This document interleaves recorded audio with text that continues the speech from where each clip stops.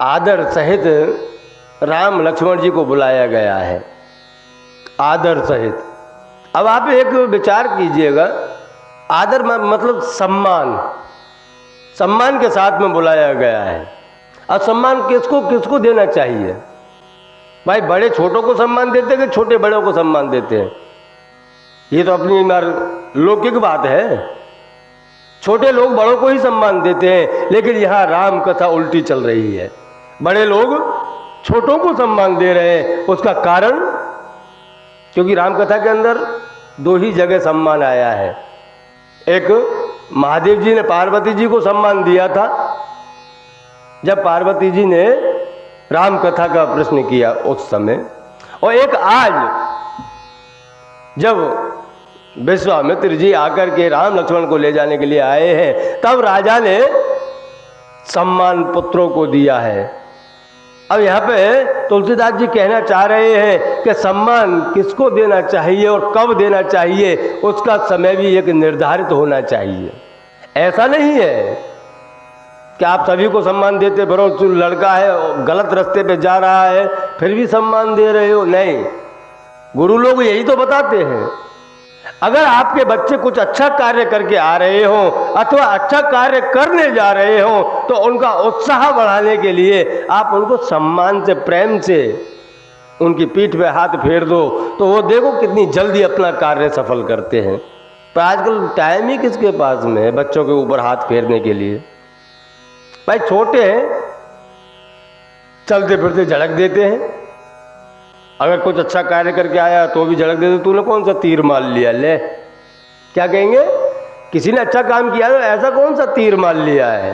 तो सब कर लेते हैं। ले, नहीं भैया, अगर आप सम्मान देना नहीं चाहते तो मत दीजिए, पर बच्चों को उनके मनोबल से मत गिरा देना कभी। इधर भगवान को बुलाया गया है और भगवान को अनुज सहित विश्वामित्र जी के साथ में भेज दिया है कि आज से आप इनके साथ में जाइए, इनकी जो भी पीड़ा है वह पीड़ा समाप्त कीजिए। इधर विश्वामित्र जी दोनों भाइयों को लेकर के चले हैं। अंदर ही अंदर गर्व महसूस कर रहे हैं कि मैंने आज पूरे संसार की महानिधि प्राप्त कर ली है।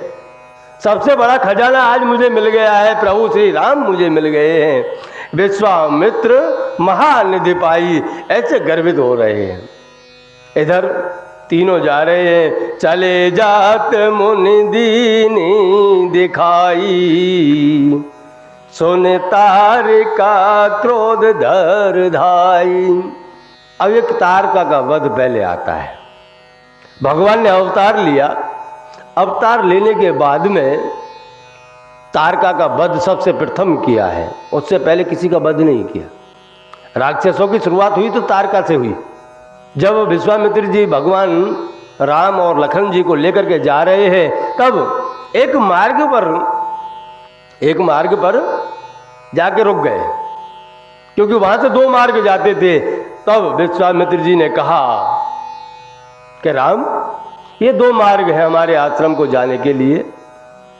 एक मार्ग से जाएंगे तो 6 महीने में अपने आश्रम पर पहुंच पाएंगे, और ये जो दूसरा मार्ग है उससे जाएंगे तो हम 3 दिन में हमारे आश्रम पर पहुंच जाएंगे।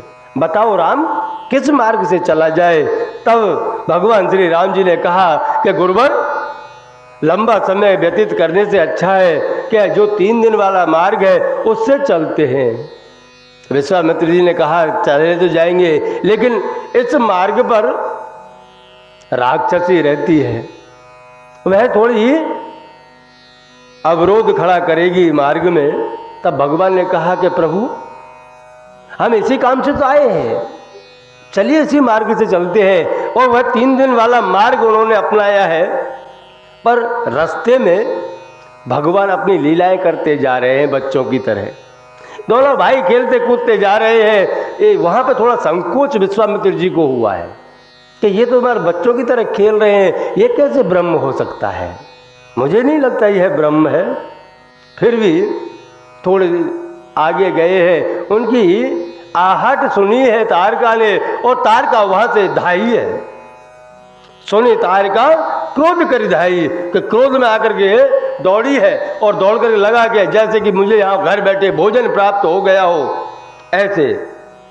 तब विश्वामित्र जी ने कहा कि राम, जो मारीच और सुबाहु है उनकी माँ है ये, यही राक्षसी ताड़का है, इसी के बच्चे हमें आकर के परेशान करते हैं।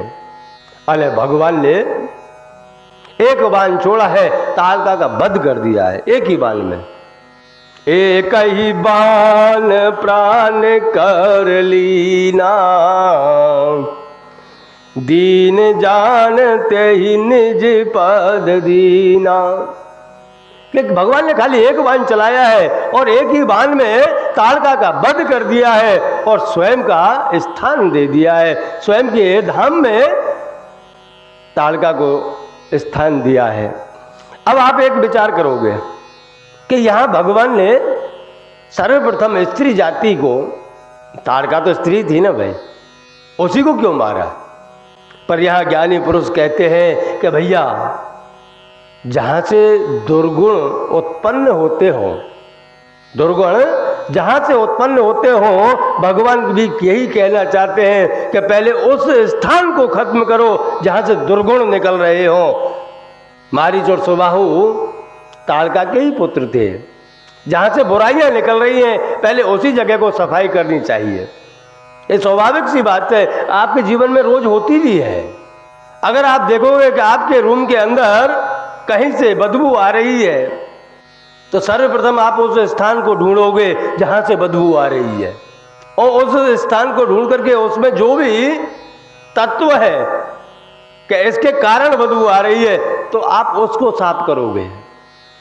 उसको साफ करने के बाद में स्थान भी साफ करोगे। यहाँ भगवान भी यही कहना चाहते हैं कि सर्वप्रथम तो जहाँ से दुर्गुण निकल रहे हैं हम उसी को समाप्त करेंगे, ताकि दूसरा दुर्गुण निकल ना पाए। उसके बाद में जो फैला हुआ है उसको समाप्त करेंगे। नहीं देखते, पहले रूम साफ कर देते हैं, उसके बाद में भी स्मेल रह जाती है तो रूम स्प्रे अपने छांट देते हैं पूरे में ताकि बास निकल जाए। तो भगवान भी हमें वही सिखा रहे हैं कि सर्वप्रथम जहाँ से बुराइयाँ निकल रही हैं हम उसी को समाप्त करें, उसके बाद में आगे बढ़ें। इधर भगवान ने ताड़का का वध कर दिया है और ताड़का का वध होने के बाद में विश्वामित्र जी को विश्वास हो गया, पूर्ण विश्वास हो गया कि भगवान परब्रह्म परमात्मा का अवतार है श्री राम जी। अब हमें क्या चिंता है?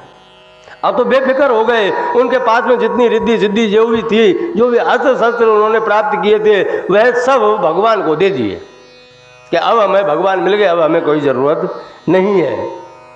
बेफिक्र होकर के आश्रम में पहुंच गए, आश्रम में शाम हो गई, पर मन में तो वही हो गए ना, भगवान मिल गए, अब हमें कुछ कर्म करने की ज़रूरत ही नहीं है।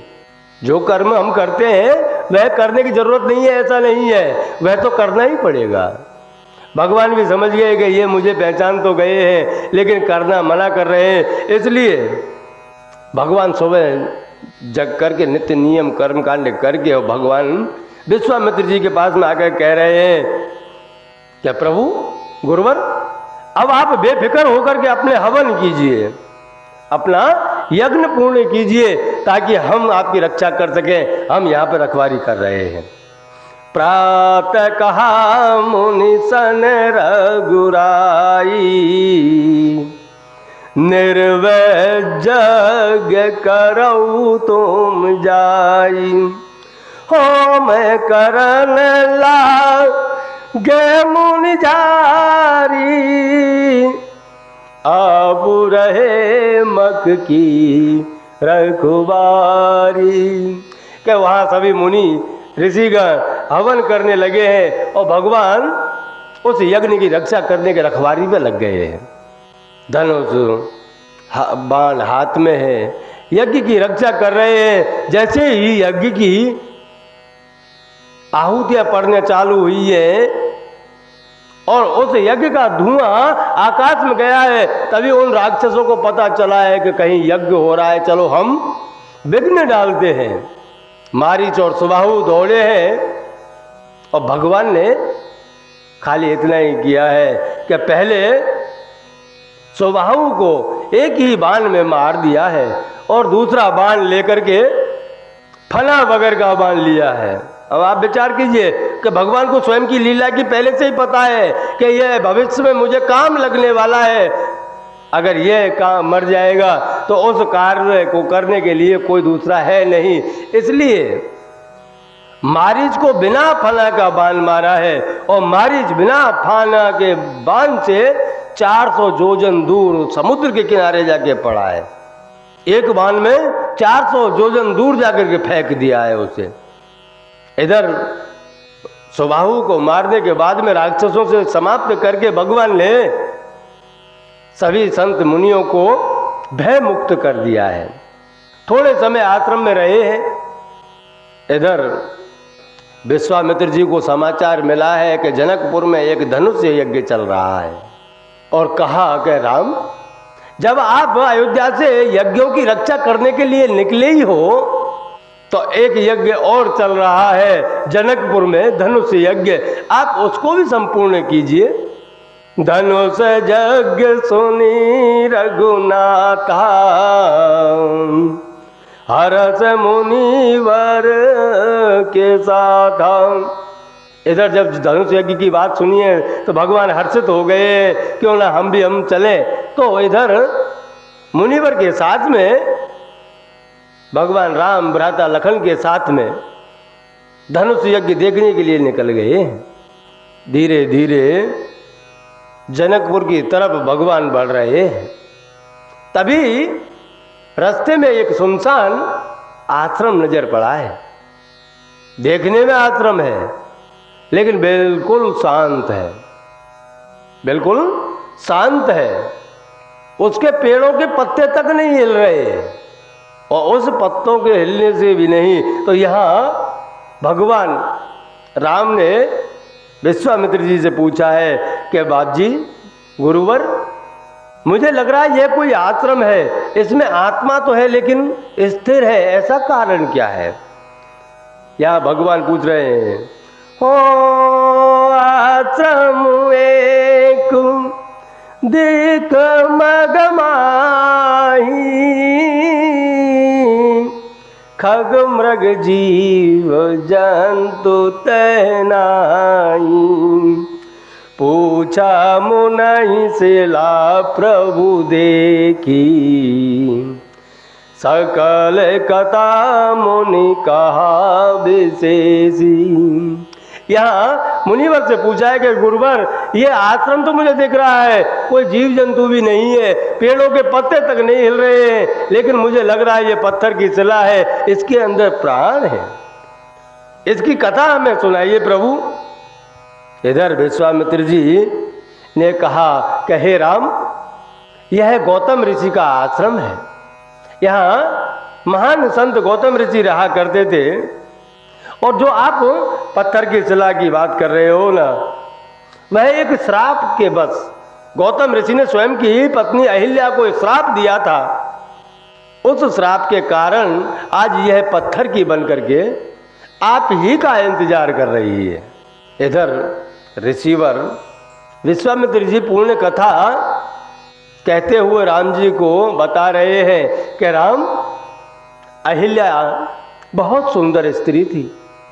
ब्रह्मा जी ने उसकी शादी गौतम ऋषि के साथ में कर दी, लेकिन उसके ऊपर इंद्र की नजर थी और इंद्र उस अहिल्या के ऊपर इतना आसक्त था कि एक समय ऐसा हुआ कि रात्रि के 12-2 बजे हुए हैं, तभी इंद्र गौतम ऋषि का रूप धारण करके उस आश्रम में आया है और आश्रम में आने के बाद मुर्गा की बांग लगा करके संकेत दिया है कि सुबह हो गई है। तो गौतम ऋषि स्नान करने के लिए गए हैं।